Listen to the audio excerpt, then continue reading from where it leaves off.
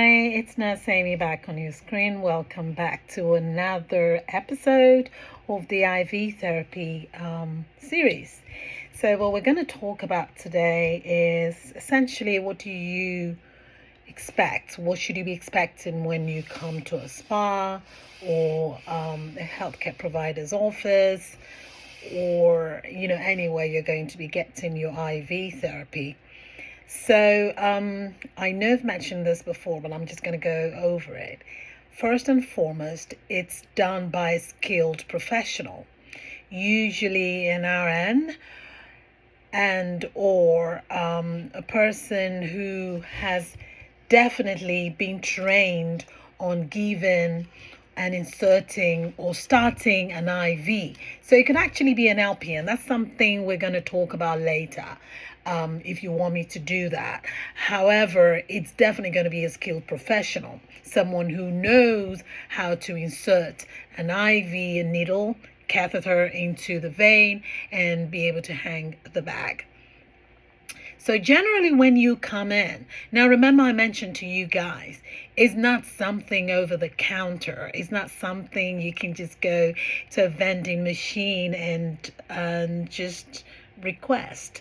You can make all the requests you want. But you're going to have to be screened first, and your healthcare provider or the person performing the services will have to put you through, meaning you have to qualify. And as long as that has been established, then we're good. So when you come in, you fill the usual biodata type information. You do all of that, the screening part, and then you sit in a comfortable chair. Some people sit in a chair, some people sit in a recliner, some people actually are laying down in on a bed. So it essentially depends on what's been offered in the practice or the spa you're in. And then a tourniquet is applied to where the IV site is going to be. And the reason why we do that is just so that we can essentially make the vein stick out more or more visible, so we're able to go in there and be able to access it. Okay. I don't know if I told you guys this before. I do teach IV therapy classes, and I'm always excited to talk about IV therapy because, again, there are different ways and different methods to treat different patients.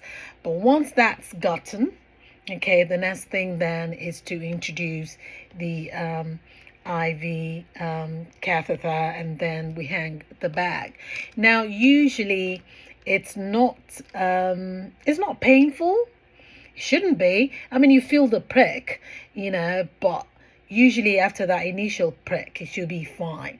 One thing is you're made comfortable. You can watch TV. Some other services can be performed or offered to you while you're getting your IV therapy. Infection control is very, very important. That's why where you go get your IV therapy is very, very important, and also making sure it's a skilled person. And a lot of times the places you go to, they're going to be skilled anyway. That shouldn't be a problem. And once you've done that, and then the IV is started. Now, IVs typically run anywhere from 30 to 45 minutes. Sometimes it could be longer. It depends on the IV you're getting. It also depends on, specifically depends on your health status. Some people can get faster running drips, and some people a slower running drip, but it also depends on what the IV consists of. Now, people want to know how often they can get the IVs. That typically is something that the healthcare provider will determine. The healthcare provider determines that, and again, it goes by your history and also how well you're responding to therapy. But I will tell you this, you can get it as often as you have been cleared to get it. A lot of people, sometimes Depends. If you have a treatment regimen and you have to get it every week, then that's what it is for a number of weeks. And sometimes that's how it's the healthcare provider will start it, so one can meet your goal, and then you get to a point where you're just now doing maintenance regimen, where you come every month or every 3 months, stuff like that. So in talking about this, I also want to mention the possible side effects. So like anything you're putting in your body, anything you're inserting, anything you're taking into your body, if it's through IV, if it's through your mouth, if it's through wherever, that's going inside your body, there is always that risk that, yes, there's going to be side effects. But I will tell you this, with IV therapy, the side effects are not much. As long as you've been screened and you've been okayed to have an IV therapy, nutritional therapy, you're actually good to go. So some of the things are hypersensitivity to the ingredients in the infusion. For some people, getting magnesium. Magnesium actually is quite good in relaxing the muscle. It's very good for those people who have spasms in their muscles, and also even for hypertension. So for people, this is just an example. They may get some kind of flushing sensation in their head, neck, and the chest areas. People, for potassium administration, they might have cardiac excitability. And again, those are things, that's why a professional is there to monitor you and be sure that, you're fine and you're receiving and getting the IV treatment properly. So, a lot of times I would tell you, for new starters, for those receiving infusion for the first time, essentially they would have irritation maybe at the site, that just comes from trauma of inserting and taking it out. So you might have some bruising. Some people bruise very easily. So those are minor side effects, and not really things that you should be scared of.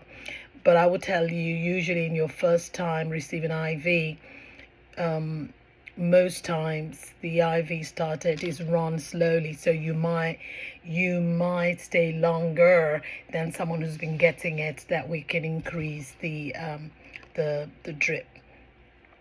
Okay, but usually when there is a bad side effect, the IV is stopped immediately. Or if you're getting an IV and suddenly you don't feel good about it, you just have a sense of being unwell, unbalanced, you must immediately let the nurse or the doctor, whoever your care provider is, and it will be stopped immediately, and a reassessment will be made of you. Sometimes people just get anxious.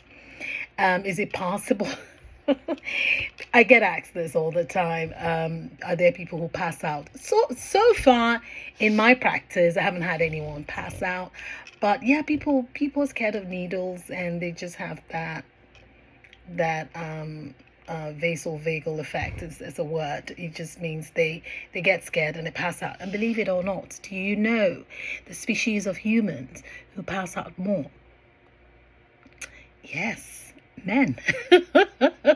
I know, I was sharing this, and my husband is like, no way. I'm like, yes way. And ask nurses who are into IV infusion, they tell you.